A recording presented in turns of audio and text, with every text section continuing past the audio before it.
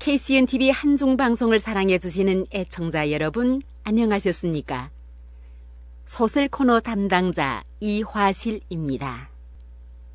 아나운서 삼총사의 이야기에 이어 이렇게 여러분들과 만나게 되어 참으로 기쁩니다. KCNTV 한중방송 소설 코너에서는 다양하고 재밌는 소설들로 매회 10분씩 청취자들과 만나고 있습니다. 오늘은 방송 코너의 첫 번째 시간으로 지난 8, 90년대에 중국 동포들 속에서 폭발적인 인기를 몰고 왔던 동포 소설가 림원춘 선생님의 단편소설 몽당치마 제1회를 들으시겠습니다. 림원춘 선생님은 중국 조선족의 대표적인 소설가로 1958년 단편소설 쇳물이 흐른다로 문단에 데뷔했고 지금까지 1000만 자가 넘는 글을 썼으며 10여 권의 책을 출판했습니다. 그 중에서 단편소설 몽당치마는 전국 우수 단편소설상을 수상했고요. 중국 신문학 대계에 입선되었습니다. 림원춘 선생님의 작품은 중국 소수민족 문학상, 길림성 문학상을 비롯하여 수많은 문학상을 수상했습니다. 몽당치마 제1회 작가 림원춘. 너울을 쓰고 이씨 가문의 문턱을 넘어서는 그날까지도 나는 그 여인을 본 적이 없었다. 사촌만 해도 24이나 된다고 시아버님께서 자랑삼아 말씀하시더니 친척들이 너무 많아서 그 여인을 몰라봤는지 모르겠다. 가게가 양반의 후예라서 그랬던지 아니면 지체가 이만저만 아니어서 그랬던지 시집에 모인 친척들은 많기도 했다. 얼핏 스치는 눈으림으로도 몇십 명 잘 될상 싶었다. 그 속에서도 나는 그 여인을 본 적이 없었다. 이씨 가문엔 친척들이 많기도 했다. 첫날 색시라 나는 부끄러워서 낯을 들지 못하면서도 걱정스런 마음을 가라앉힐 바 없었다. 기쁜 마음은 한이 없지만 시름거리도 그에 못지 않았다. 시름거리란 다른 것이 아니었다. 본가집 살림 궁하다 보니 이튿날 아침 친척들에게 올릴 예단을 남들처럼 많이 준비하지 못했으니 말이다. 그 여인과 같은 그런 여인은 해임수에 넣지 않았음에도 말이다. 군일이 생길 때마다 줬소 굿소 하고 들이밀쭉 내밀쭉 하는 것도 친척이요. 잘했소 못했소 하고 얼굴을 붉히는 것도 친척이니 말이다. 다른 손들에게서야 극상해서 잘 차렸소 못 차렸소 잘 먹었소 못 먹었소 하는 소리로 끝을 보지만 친척들은 입술에 말을 발라가지고 두고두고 옛말을 하게 되니 기실 반가운 것도 친척이요 무서운 것도 친척인 셈이다. 지요 인사 차례마저 내가 받을 절을 내가 먼저 받았다. 내가 받을 걸 내가 받았다 하며 노염내고 돌아앉게 되니 까딱하면 말썽이요 지떡하면 당장 떠난다는 판이라. 기뻐하는 것도 친척이요 곤대질하는 것도 친척인 법이다. 하물며 한다 하는 이씨 가문의 맏며느리로 들어서는 내가 예단감을 푼푼히 준비하지 못했으니 뒤가 무겁지 않을 수 있겠는가. 치마폭을 잡아 끌며 뒤를 다는 걱정은 그것만이 아니었다.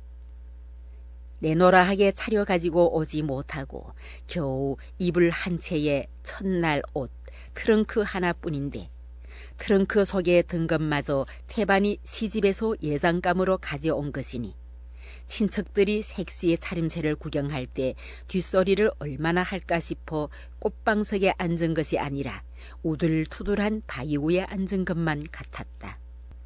색시의 큰 상 차림에서 그 집안을 보아낸다는 말이 있어서 그런지 모르겠지만 금년에는 성벽내기로 큰 상들을 준비하곤 했는데 내가 받은 상은 얼핏 스치는 눈저울에도 쉰장 하나를 가지고는 될상 싶지 않았다.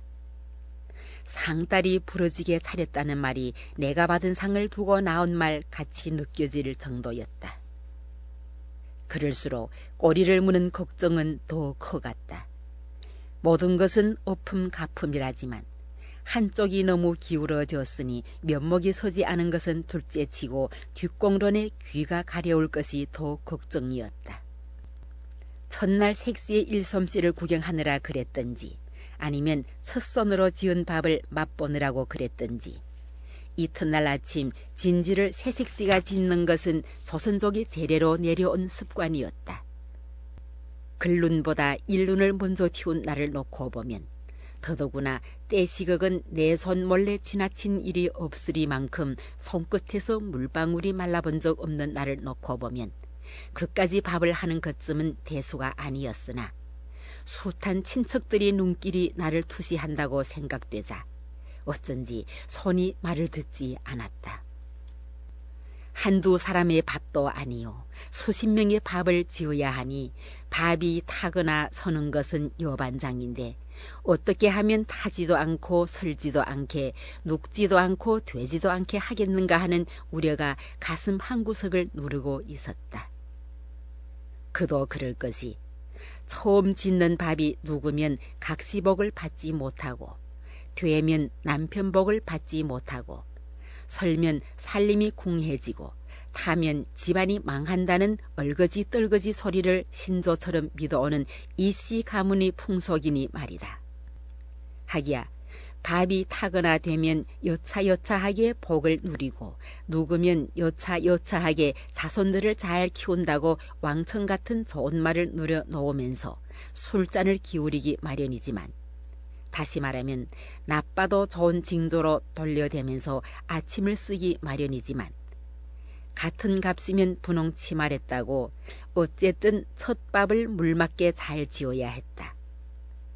아마 이래서 3일 전까지 색시는 기쁨 절반 시름 절반이라고들 하는 모양이었다. 아유, 새색시가 벌써 가마목에 앉았구만. 내가 밥물을 맞추느라고 가마에서 물을 떠냈다가는 적은 것 같아서 도로 쏟아넣고 쏟아 넣었다가는 많은 것 같아서 되떠내면서 가부를 짓지 못하고 있는데 키가 훤칠한 40좌우의 아주머니가 부엌문을 떼고 들어서면서 미안쩍게 말하는 것이었다. 남성적인 바스 음성이었다. 그 여인은 곧바로 가마 앞으로 오더니 밥물을 보는 것이었다. 묵은 쌀과 달라 햇살이 돼서 물을 적게 타오. 물을 좀 떠내오. 그 아주머니는 내 귀어대고 조용히 귀뜸해주고 부엌에 내려앉더니만 장작을 아궁이에 밀어넣기 시작했다. 나는 밥물을 떠내다 말고 그 아주머니를 내려다 보았다. 낯선 분이었다. 약혼한 지 2년이나 되는 새에 나는 남편과 함께 친척집을 다 돌아보았고 시집에서 약혼 잔치를 치렀을 때도 가문에 호구를 붙인 사람이면 사돈의 팔촌까지 다 모여왔지만 지금 부엌에 앉아있는 여인은 본 적이 없었다. 잔치 이튿날이라 동네 아주머니가 와서 거들어줄 리도 없었다. 그렇다면 저 고마운 여인은 누구일까? 새색시라 나는 곁사람과 누구인가 묻지도 못하고 그저 그 아주머니가 시키는 대로 가마에서 물을 떠냈다. 장작을 서리오던 그 여인은 안심되지 않았던지 다시 우쭐 일어나 밥물을 보고서야 낯에 흘러내린 머리카락을 양귀 밑으로 훔쳐 올리며 웃음기를 보일까 말까 하면서 부엌에 앉는 것이었다. 그 여인이 일어서는 순간 나는 어딘가 격에 맞지 않는 그 여인의 옷 매무새에 눈을 주었다. 몽당 치마였다. 무릎을 겨우 가리운 그 검은 몽당 치마는 판나지는 않았지만 색이 날아 있었다. 아마 부엌 일을 하려고 뉴거식은 쥐는 대로 대충 걸치고 왔나 보다고 생각했다. 내가 쌀을 다 앉혀놓고 가시대에 마주 앉아 그릇들을 가시려고 할 때 사랑채에 나갔던 시어머님이 두부며 돼지고기를 한 솔에 담아들고 들어섰다. 이 사람 조카대 왔구만. 시어머님은 그 아주머님을 보자 대뜸 화색이 만면해지면서 말했다. 잠깐 눈을 붙인다는 것이 그만 너무 잣됐어요. 이상하리만치 코에 걸리는 달짝지근한 바스 음성으로 말하며 그 여인은 늦어서 미안하다는 듯 나를 흘끔 쳐다보고는 인참 머리를 숙이며 부엌 아궁이를 들여다보기 시작했다. 조카댁? 나는 흠칫 놀랐다. 어머님의 조카댁이면 나에게는 동사관이 되지 않는가? 그런데 왜 나는 여직 모르고 있었을까? 아마 연영성이거나 흥룡강성에서 멀리 떨어져 있는 먼 친척인가 보다고 여겼다. 연속방송 몽당치마 제1회를 들으셨습니다. 시청해 주셔서 감사합니다.